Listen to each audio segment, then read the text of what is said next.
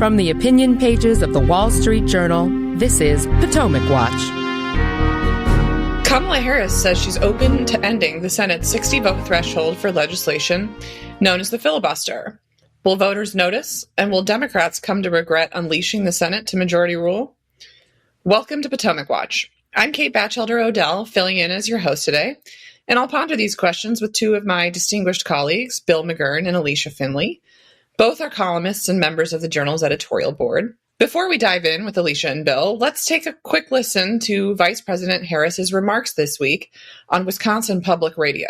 I've been very clear. I think we should eliminate the filibuster for Roe, and we need and get us to the point where 51 votes would be what we need to actually put back in law the protections for reproductive freedom and for the ability of every person and every woman to make decisions about their own body and not have their government tell them what to do. Bill, I want to go to you first. It's an interesting choice for a Democrat to wade into Senate procedural form so close to the wire here of the election.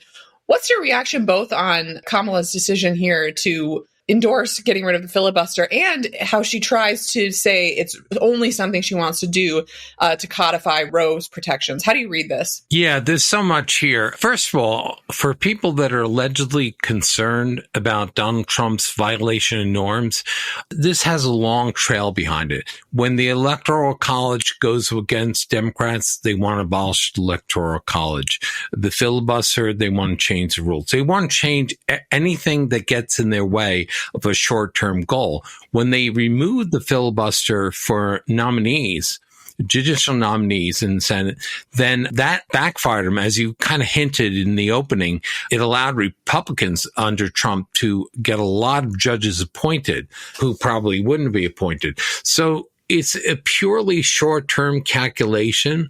I think Kirsten Sinema, who opposes it, says, could easily be turned around in a Republican majority in the House and Senate where they institute a national ban on abortion, if they can control. So I think it's one of these short-term things. The filibuster is not in the Constitution, but it plays a good role in forcing accommodation. The House is the populist house, and it gets overrun by passions and they pass legislation. And the Senate is where it's supposed to steep for a little while and people are supposed to make compromises and stuff. The filibuster is not perfect.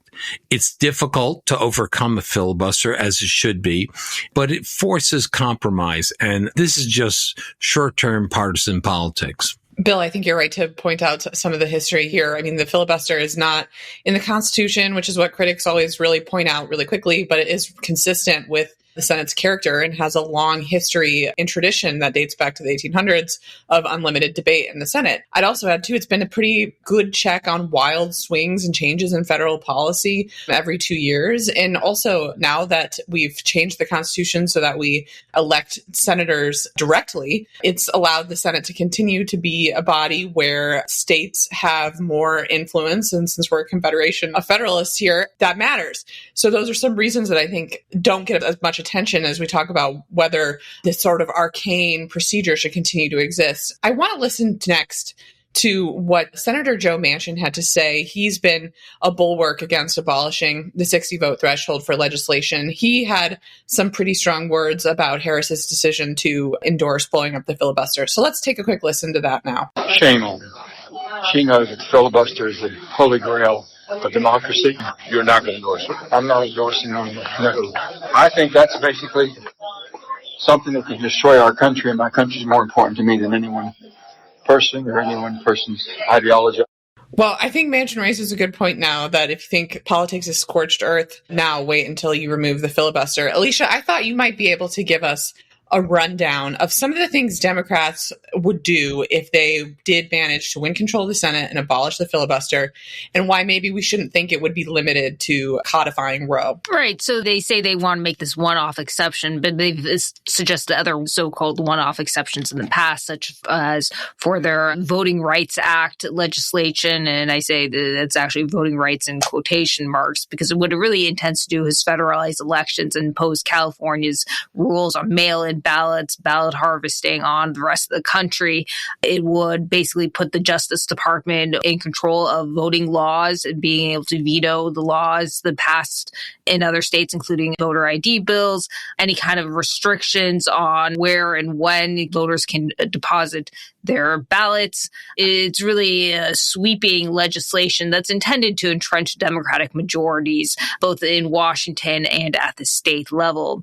Now, they also want to pass this PRO Act, which has already passed the House, and when Democrats had a majority, and this would essentially ban right-to-work legislation, which gives workers a choice of whether to belong to unions, and about 27 states have right-to-work laws, and this would overrule those or override those. The PRO Act would also enshrine this independent contractor rule that's similar in California, that's essentially bans gig work, so kind of like Uber and such, and puts these independent contractors on the payrolls of companies. It makes the economy less flexible. It has a bunch of gifts to unions.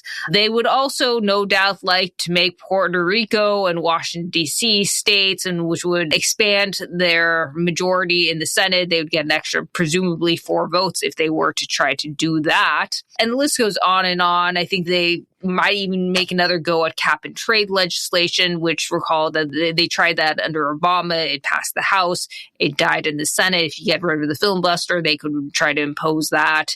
And this would essentially put a price on carbon. There really is no limiting principle. There's no reason why it would stop at abortion, and no doubt they would try to rationalize and make other excuses for why they must do this or that, or pass why a climate bill is absolutely essential, or the voting rights and such. And I think one other point, at least right now, Democrats or Republicans, when they have a majority, they have been passing legislation through what's known as budget reconciliation. And there's at least some limits on what you can do. The Senate parliamentarian rules whether legislation has a budgetary effect. And this is actually, even though Democrats and Republicans have both tried to push the envelope in terms of what they can do, both Democrats in the Inflation Reduction Act, Republicans were really limited when they tried to pass healthcare reform in 2017.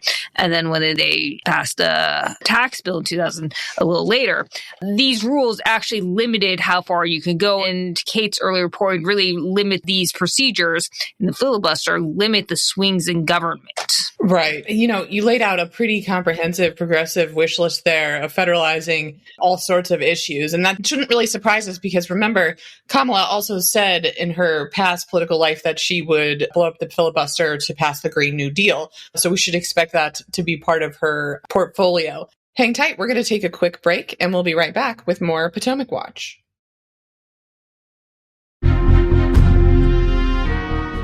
Welcome back to Potomac Watch. We're chatting about reforming the Senate filibuster.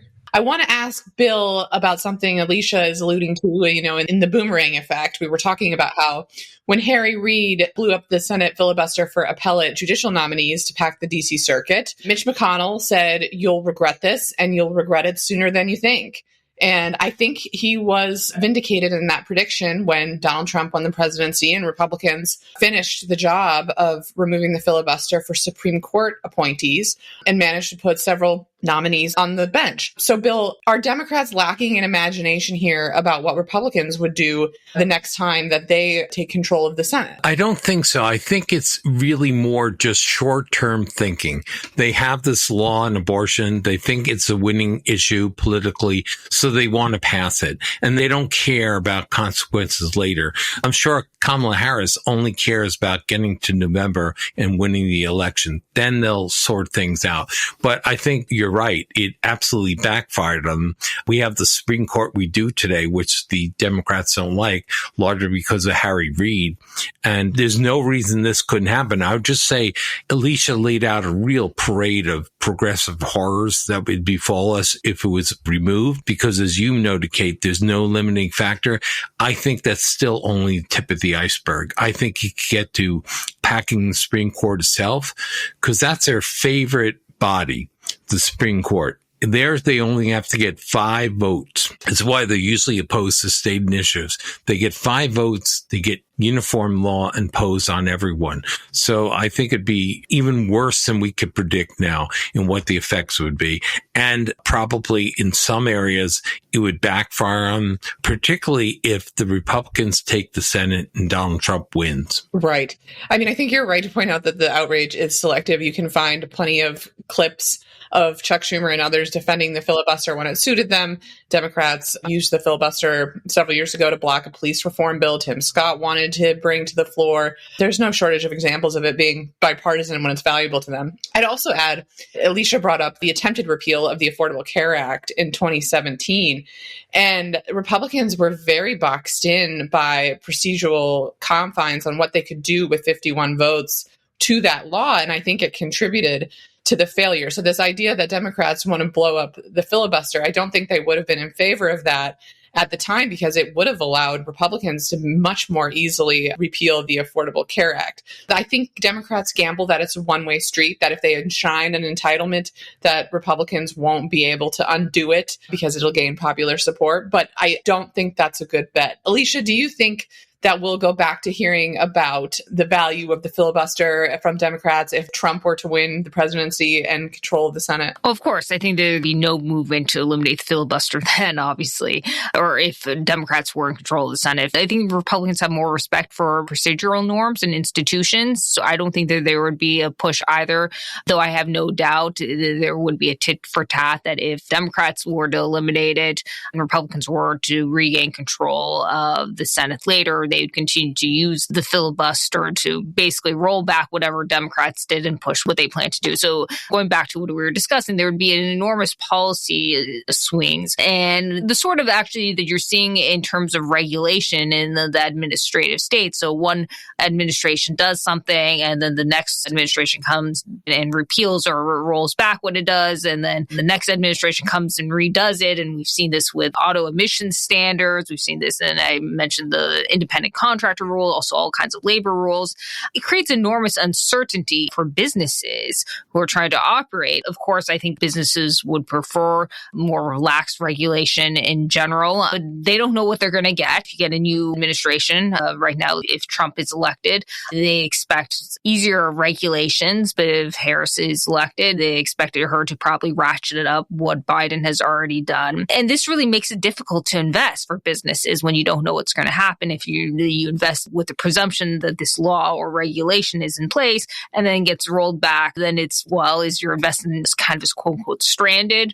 You've seen the automakers complain about that, ironically, under Trump when he rolled back the emission standards for vehicles. And they were like, wait a second, we invested all this, billions of dollars to meet these Obama standards for EVs, and now you're rolling them back. Why did we even bother investing? So I think that's one component that you can't overlook, is how horrible this would be for the business investment and climate in the country. Right. I mean, I think you're exactly right that the filibuster is a force for stability in governance, in requiring legislators in the Senate to come up with factional compromises. It gives any one senator prerogatives and influence that they otherwise wouldn't have in the minority. So I think those are both important points. I also think this is a good issue for Republicans who are running for Senate. I agree with you, Alicia, that Republicans are far less inclined to destroy these norms. They've had opportunities to ponder it before, and they've declined to destroy the filibuster. And even just today, McConnell, who has been an ardent defender of the filibuster, was on the floor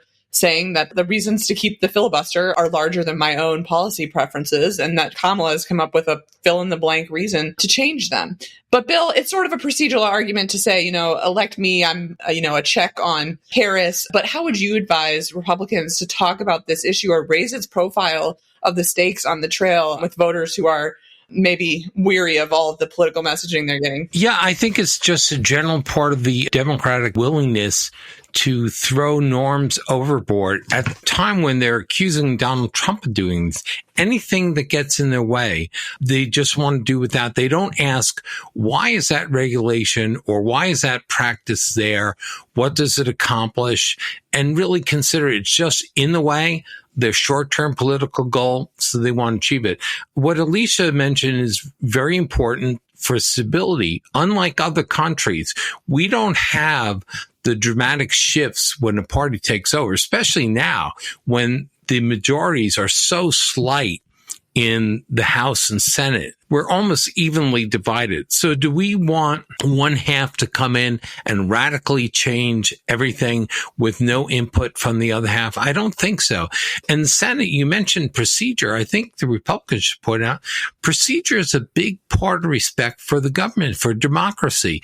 It has a purpose. The filibuster may not be in the Constitution, but as you know, the senators were originally appointed.